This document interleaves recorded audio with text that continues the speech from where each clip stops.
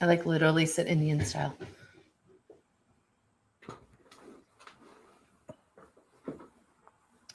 Okay, we're live. Welcome to Cleveland Business Live, episode 53. I'm Lisa Cole with the Keem team in Berkshire Hathaway. If you want to talk anything real estate related, go ahead and send me a message. I'm happy to help you navigate through the buying and selling process or any questions that you may have. Today, I'm super excited to have Mike Kadair on with me. Mike is the area sales manager for Fairway Mortgage. And I love talking with Mike because he always has his finger on the pulse of what is going on in this market.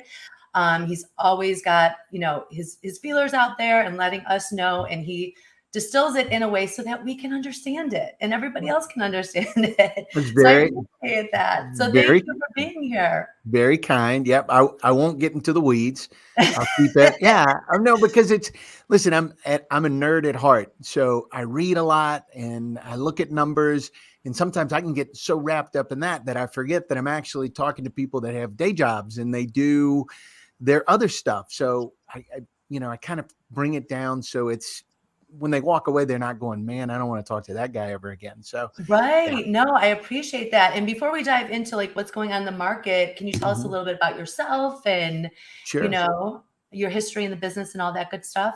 Yeah. So I almost don't want to say, so I got recruited in the mortgage business in 1994, actually moved up here from Louisiana to be in the mortgage business. I grew up down there, and just because of the mortgage being the way that it is, traveled a lot. And so always loved the dealing with people side, right?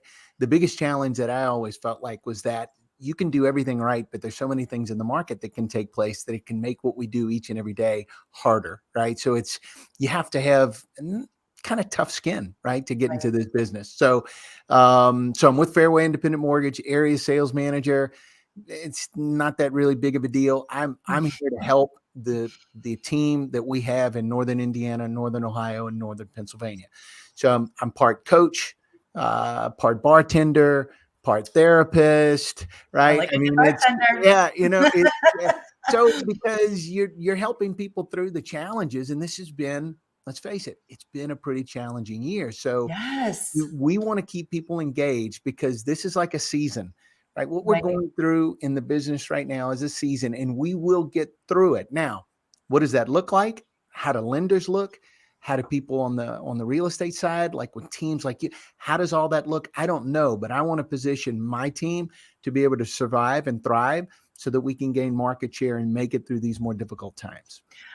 Exactly. I mean, would you say that this year is kind of going down in one of the craziest of all of the years? I mean, not crazy. I don't know if craziest, maybe it's changed so much. I mean, in the Well, past 2 months, I feel like I have whiplash well, from what has so happened. just from an interest rate standpoint. Now, listen, interest rates are very important to what we do, right? It dictates sometimes how much we can buy, where do we offer, those types of things. But the interest rate part of it is really only one side of it. There's so much of the psychology of what we do because people are getting information online and they're seeing, oh my goodness, at the beginning of the year, interest rates were, in the threes. Now, my goodness, they're pushing 7% with certain scenarios. So the whole psychology of how do you handle people that were looking in December or November of last year, they didn't get a house, and now they're still looking in the spring, and all of a sudden they're talking to professionals like you or teams like us, and they're saying, wait a second, the rates are what, right? So it's a process, and I think that's been the biggest challenge is walking people through why we are where we are now. And then the question is always, well, when are they going to go back down? Right. And I jokingly say, if I knew that, I'd be in Vegas. Right. I Right. wouldn't be here from, 8:30 to 6 o'clock every evening. So I think the Mhm. biggest challenge, Lisa, is that it's handling people's expectations and explaining to them why we are here and then walking them through, here are the options. You can do something now. This is what you can buy. You can wait, but there's no guarantee if you wait that it's going to be any better, right? I mean, because no one knows.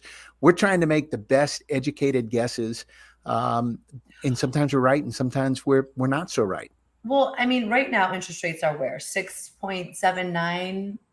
Depends on where you look. So for us, for your average run of the mill conventional purchase or even FHA purchase, we're in the high fives, low Okay. sixes, okay, in that Mhm. range. But depends on, if you look online, you could see, if you go to Google rates, you may see 6.7%, right? Is that necessarily completely accurate? You could probably do better than that. But yeah, so rates jumped up from the high threes in December to where they are now. So that affects the psychology of how people are looking, but also for some individuals, it's the affordability, right? Maybe they can't afford as much house as they could have at the end of last year. So that whole dynamic comes into play. Right, but the interest rates are still historically low. They are And very, I mean, isn't it true that as interest rates have risen in the past, home values have continued to rise? yeah. I know Well, a lot of people are thinking there's going to be a bubble and then the values are going to start to go down and we're going to wait until,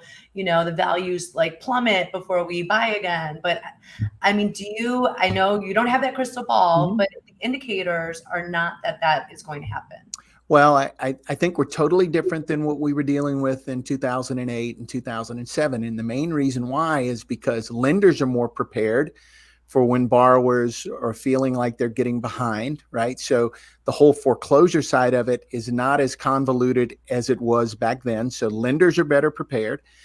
They're also willing to work with borrowers a lot more. So we think you won't see a ton of those foreclosures or those distressed sellers on the market for really a couple of reasons. Why?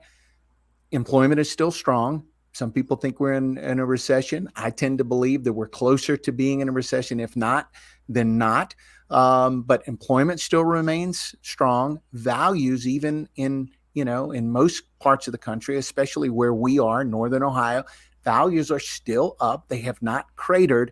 So you have built up equity. So even if we do have an adjustment, and let's say we are in a recession and employment kind of, takes a little bit of a hit, there's so much equity that was built up. I just don't think we're going to see the flood of properties onto the market that are distressed because there's still equity.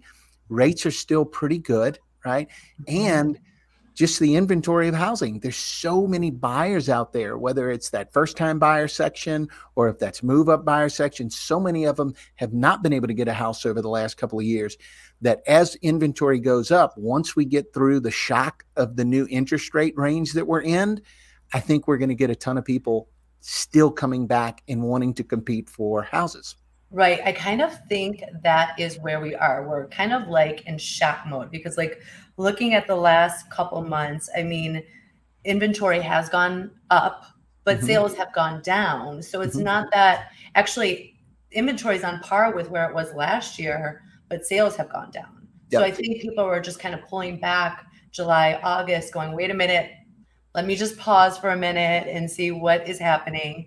But I personally am starting to see an influx of calls. Now my clients are calling me again, like, hey, I want to see this house. I want to Mhm. talk about selling, that type of thing. So I'm starting to see people go, okay, the sky is not falling, but things have Well, changed. and it's the fear of missing out. Right. I recently shared that in a video update that I send out to the team and into some agents that work with us. Is I think we're entering the part where that fear of missing out, and they're saying, okay, wait a second, I missed out in the spring, I didn't get what I wanted last year. Maybe now is a time that I can compete. Maybe they won't be 25 offers, right? And you Maybe can. I maybe mean, people are you not bidding 50,000 over, right? in Um, certain instances, yes, it just yep, depends on pricing and so forth. But sure.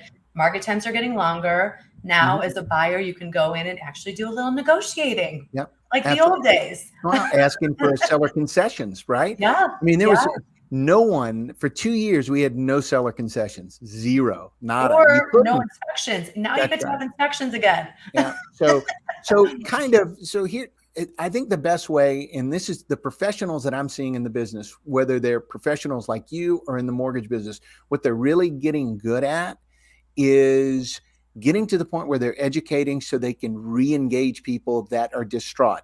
They're down, they're upset, they're nervous. Should I just go ahead and sign another year of a lease? Should I negotiate month to month and stay in the hunt because I want to buy? Should I put my house on? And we have to work with them from the psychology standpoint that right now, historically speaking, is still a tremendous time to buy. Right. It is, but And there's you could so still much be negative. missing out. I mean, even Yep. if rates stay on par next year at this time, but values continue to rise. I mean, or even let's just say values just kind of stay stagnant for a minute, you're still missing out on purchases that could be coming along that could be a perfect fit for you. Absolutely. And I mean, that's not to say, I mean, sometimes it's not the right time for people to buy. It's just not. It's for whatever reason, renting is better, that type of thing. But if you are really wanting to buy, it's still a great time.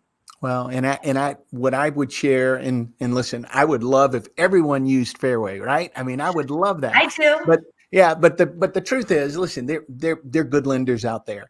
The one thing that I would say that's a little bit of a pitch, if you want to call it that, is if you're a buyer out there, make sure you're working with a good purchase first lender, because not all lenders and not all loan officers are equipped to help you get through the process that you need today because it is so competitive, right?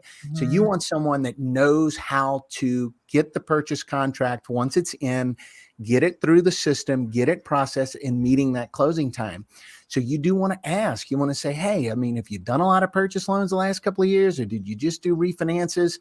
And we pride ourselves on being purchase first. So just make sure that you go with a company and a loan officer that is experienced enough to get that done. Probably no different than, when you're talking about competition with you and how long you've done it. And I mean, just all of those. So it's natural, right? Right. And I mean, the person that you talk to first, a lot of times in any company, they're really great, but you just never know how it's going to be handled once you go under contract and you're on your way to closing, and things can really turn upside down. So it is important to have, a company like Fairway on your side and helping you through, because it's already stressful enough. I know. It's exactly. So stressful. It's like but I appreciate you coming on. Is there anything else that you feel that everybody needs to know? Anything else you feel like people are saying out there that you want to just kind of like shed some light on? So here's what I would say when it comes to interest rates. All right. Very rarely do we go straight up. All right. So in June, we went up and then we came back down. We seem to be more on that increase again, but I would share with these people, with everyone, it's cyclical, right? I mean, we will get adjustments. So don't think, oh my God, is it just going to continue to go straight up? Historically speaking, it just doesn't work like that. So stay engaged, stay with a good professional real estate agent team, like the Kame team, obviously, right? Stay close with a good purchase first mortgage lender, right? And they can help you get through that. Just don't lose hope, right? Stay engaged with it. I agree. Yeah. Thank you so much for coming on. I want to do this every month. Excellent. Just let me know. All right, Mike. Thank you so much. Have a good rest of the day. Bye, everyone. Bye-bye.